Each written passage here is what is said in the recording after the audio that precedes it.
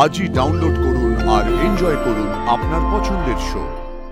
অভিজ্ঞ অচেনা চোখ ধোকা খেতেই পারে, কিন্তু 25 বছর ধরে যে দিদিকে একজন চেনে তার চোখও ধোকা খাবে? যে বোন হারিয়ে গেছে তার গলা শুনে তাকে চেনা যায় না, আর তার চোখ দেখে তার মুখ মনে করা যায় নাকি?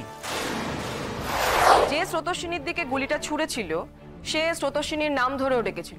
এই ক্লুটা পুলিশের কাছে ছিল, কিন্তু তারা বারবার স্রোতস্বিনীকে প্রশ্ন করায় তিনি তার নাম বলতে পারেননি। এই ঘটনার বেশ কিছুদিন পরে ডক্টর স্রোতস্বিনী সেনগুপ্তর হাজবেন্ড মানে ডক্টর সার্থক সেনগুপ্ত আমাদেরকে জানান যে তার সন্দেহ হয়েছিল যে পিয়ালবনিতে স্রোতস্বিনীকে যে মহিলা গুলি চালিয়েছিলেন তিনি নীলাঞ্জনা মুখার্জি ছিলেন, অর্থাৎ স্রোতস্বিনী সেনগুপ্তর মেজদি। তিনি যখন এই প্রশ্নটা স্রোতস্বিনীকে করেন তখন স্রোতস্বিনীও বলেছিলেন যে হ্যাঁ, ওটা তার মেজদি নীলাঞ্জনাই ছিল।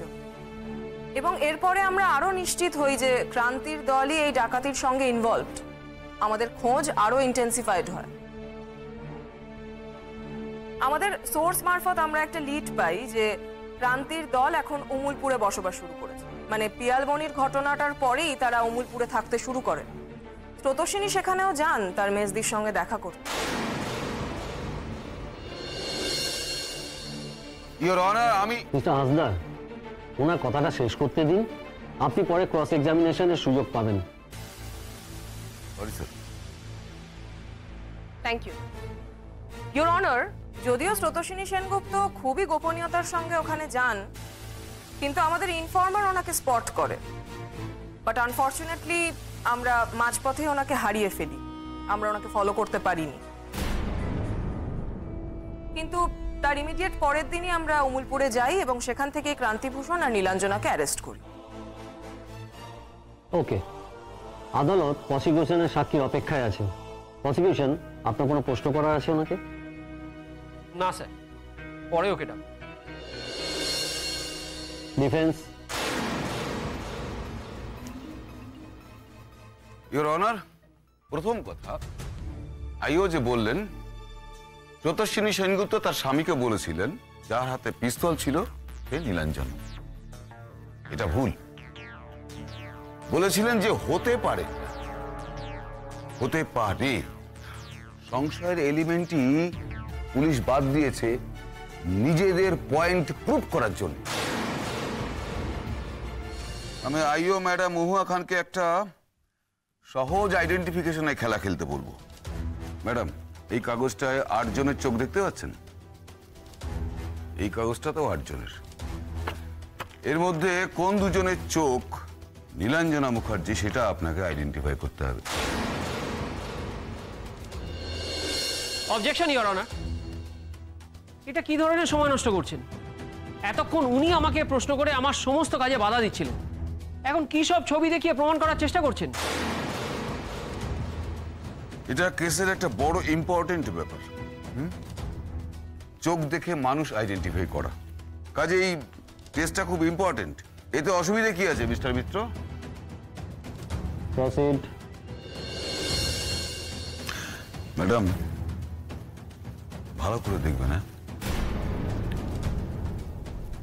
নীলাঞ্জনা দেবীর ছবি কোনটা এটা আপনি আইডেন্টিফাই করবেন প্লিজ।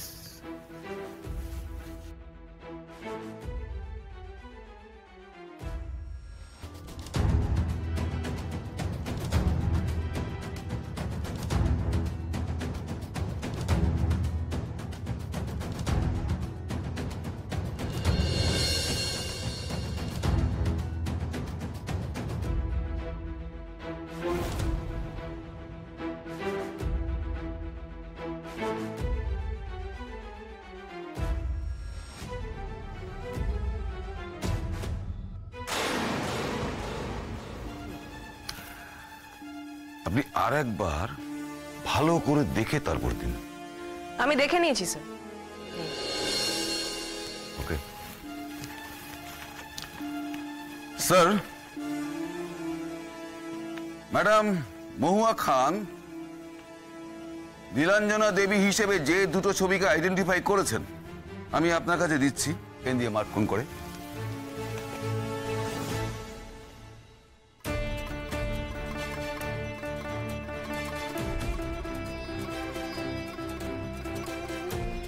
খুলে দিন টেপগুলো।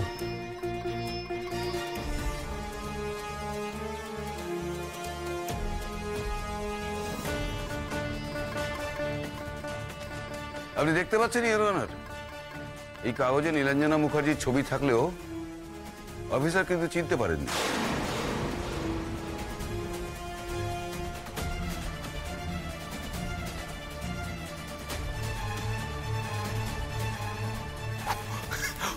গ্রেট ভাই, আচ্ছা বেকায়দায় ফেলে দিয়েছে হাসদা বসে অফিসার।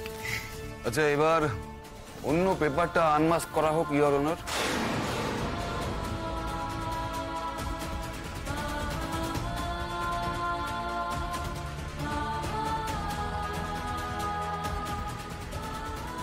ইওর অনার, সেকেন্ড কপিটা আপনি ভালো করে দেখুন, এইখানেও কোনো নীলাঞ্জনা মুখার্জির ছবি নেই, অথচ ম্যাডাম মহুয়া খান নীলাঞ্জনা মুখার্জির দিকে তাকিয়ে তাকিয়ে দেখার পরেও এইখানে নীলাঞ্জনা মুখার্জি ভেবে অন্য একজনকে আইডেন্টিফাই করেছেন।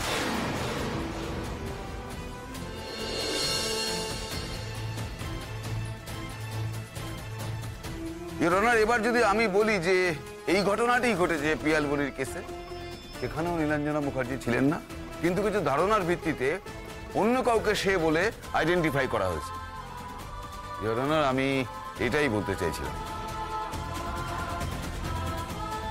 ইওর অনার, এখানে আদালত কক্ষে সাক্ষীর কাঠ করে দাঁড়িয়ে অভিজ্ঞ পুলিশ অফিসার মহুয়া খান নীলাঞ্জনা মুখার্জিকে সামনে বসে থাকতে দেখেও ভুল ছবিতে চিহ্নিত করলেন, অথচ আমি দাবি করছি ইওর অনার, পিয়ালবনিতে ওই কাঠ ফাটা রোদে ক্লান্ত অবস্থায় ডাক্তারদের দল আচমকা ওই রকম একটা হামলা গুলি চালানোর পরেও মাথা ঠান্ডা রেখে আইডেন্টিফাই করতে পারবে?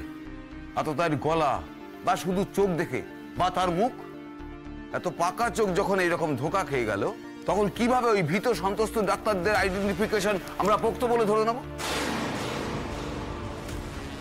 ইওর অনার, তাতে কি ন্যায্য বিচার হবে?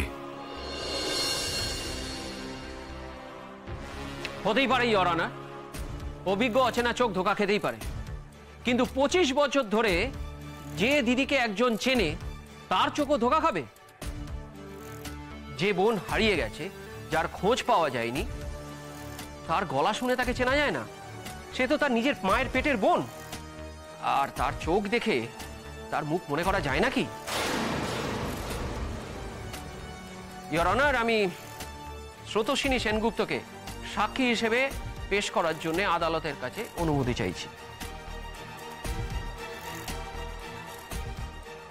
Court is adjourned till next Wednesday.